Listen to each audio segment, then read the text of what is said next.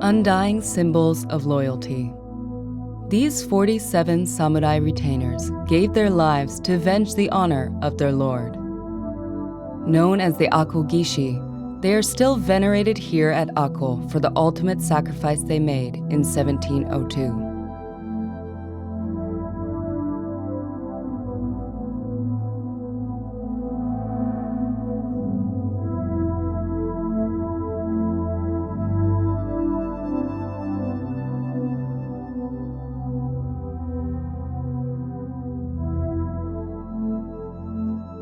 Their action was widely appreciated at the time, acclaimed as expressing the ideals of the samurai.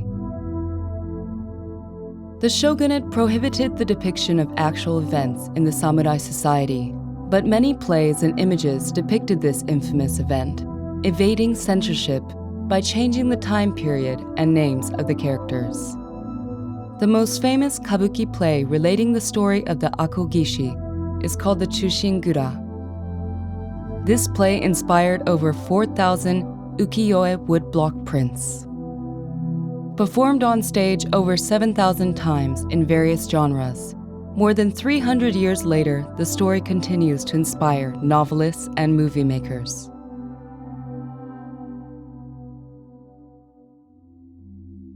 Their story began here, in Ako Castle. Built in the mid-17th century as the castle of the Lords of Ako, it stood for about 2 centuries until being mostly dismantled by government order in 1884. Construction of the castle was ordered by Asano Naganao after he became ruler of the Ako domain in 1645. 何せね、城が作られない時代に作られた城なんですよ。通常だったらもう平和な時代になってお城作りが幕府に制限されてた時にですね、極めて異例な作られるはずがない時期に作られた城だから珍しい城なんです。だから見るだけの価値がある。これがね、赤穂城の魅力ですね。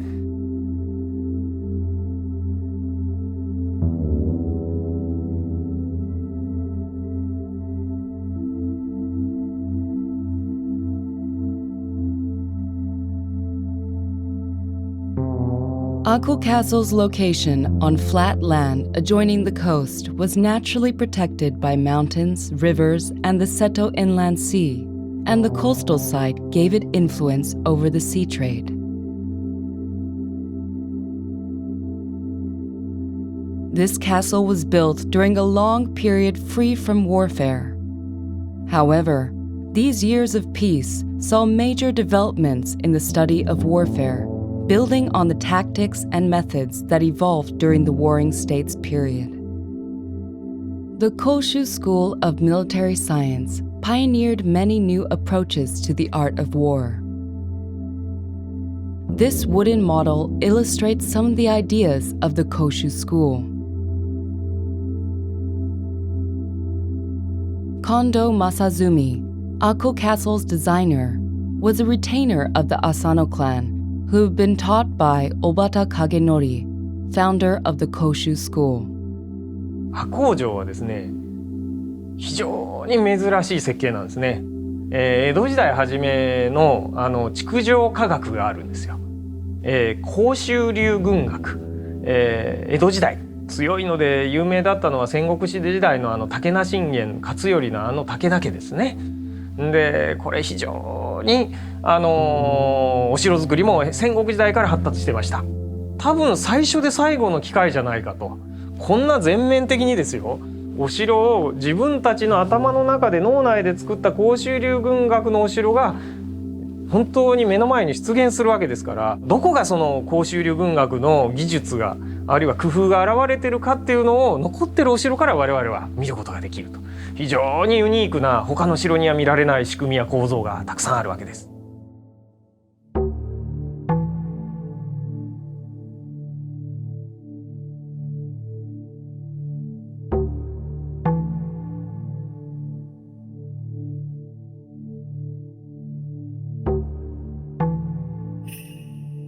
The layout of a Japanese castle is called the Nawabari.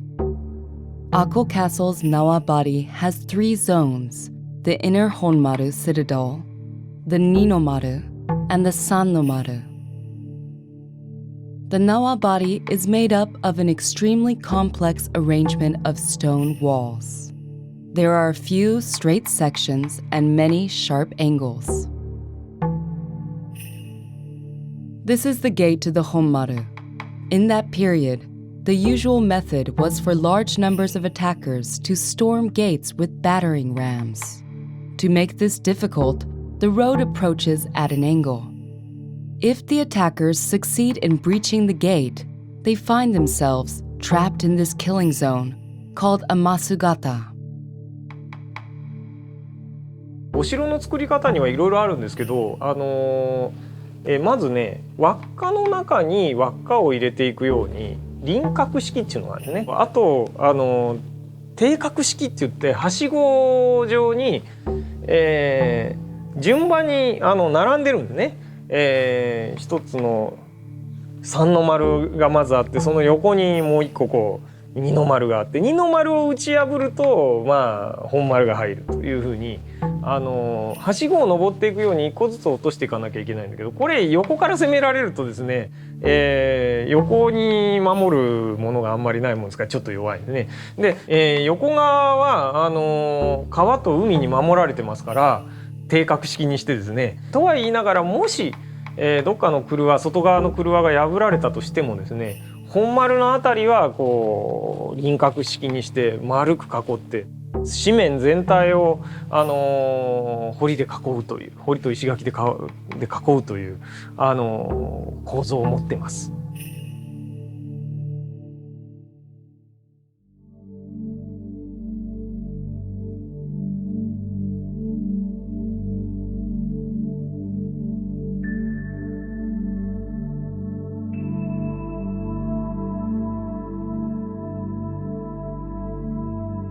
In another technique, called yokoya, walls zigzag to expose an enemy to arrows or gunfire from the sides. When attackers use shields to guard against fire from the front, their flanks will still be unprotected.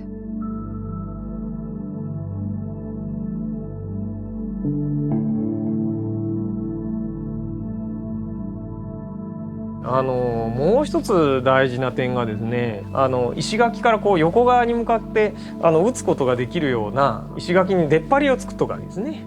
でその攻めてくる敵を横っ腹からこう射撃をしたり、こう矢で射て撃ち落とすんですけど、当時の鉄砲っていうのは50メーター以内で撃つとむちゃくちゃに効果がある。そう遠くでは威力がないんです。丸い弾ですし、回転がかかってませんので、理想は50メートル以下で、直線は長くても80メートル以下で、なんか屏風のようにちょっと折れたり出っ張りがあったりして死角がない、射撃の死角がないように、してある。当時の鉄砲や弓矢の射程距離を考えてるわけですね。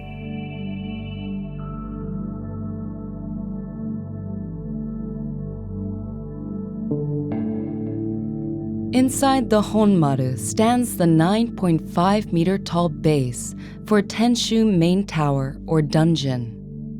However, this Tenshu was never built. Contemporary models and records show a design for a Tenshu. It's thought it was abandoned due to lack of funds for such a powerful fortification, especially in a time of peace. Inside the Honmaru were the residences and gardens of the Ako clan. Unusually, this Honmaru mostly consisted of the Lord's palace.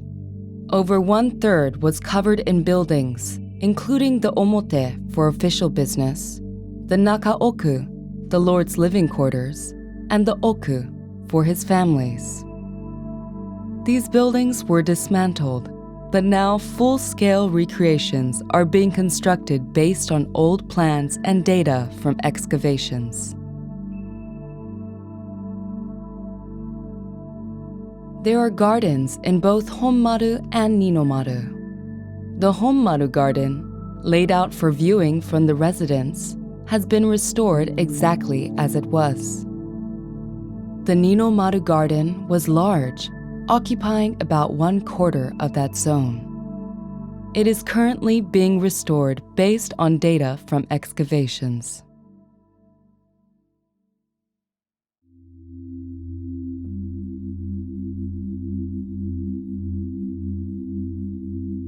Akko has been a major salt-producing area since ancient times. Excavations have revealed earthenware vessels for boiling seawater that date back millennia, and evidence of Japan's earliest salt farms from the 8th to 9th centuries. From the 17th century, Akko developed extensive coastal salt farms called Irihama, first under the Ikeda clan and later under the Asano and Mori clans. It was at the time that the Asano clan started building their castle that Akko became one of Japan's leading salt producers. Lord Asano Naganao, the castle builder, also ordered the development of large-scale salt farms and brought experts from Himeji and other places to introduce the latest technology. By creating large Irihama salt farms below the high water mark that were naturally flooded by the tides, they succeeded in greatly increasing productivity. Akko was soon supplying 7% of the entire nation's salt. This new technology spread throughout the Seto Inland Sea region, which came to provide 80% of the nation's salt.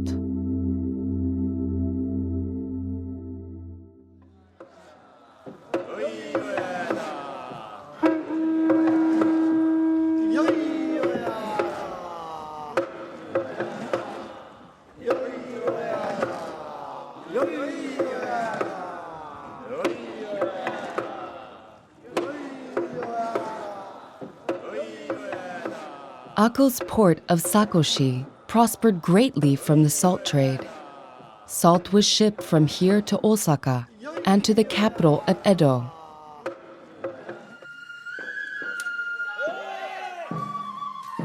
The splendid homes of rich merchants that still line its streets testify to the wealth of those days. In 2019, the story of salt production in Akko was recognized as a Japan heritage for its role in pioneering the salt industry. 瀬戸内海ってすごく晴天率が高い、要するに晴れるんですよ。それでいろんなところに塩田ができてて、赤穂の塩って言ったら、もう名が通ってて、どこでも取引される時に上位の値段になるんですよ。江戸時代の値段の付き方ってね、一番大きな立派だとされてる産地から何段下るかっていうふうに値段がつくことが多い。でも赤穂の塩も一回ブランディングされますとですね、赤穂の塩ってもう最上位クラスのところにこう並ぶわけですよ。で将軍様のお塩も献上して赤穂塩と値崩れしなかったということなんですね。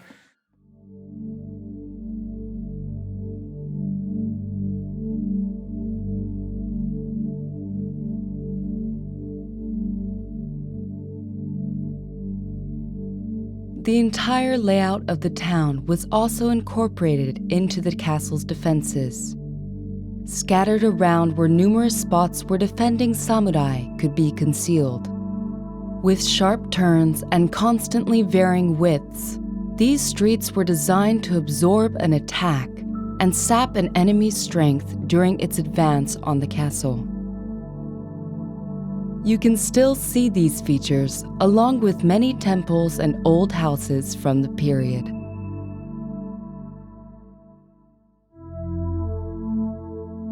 Akko Castle stood for over 2 centuries until the old feudal domains were abolished in the late 19th century during the Meiji Emperor's reforms.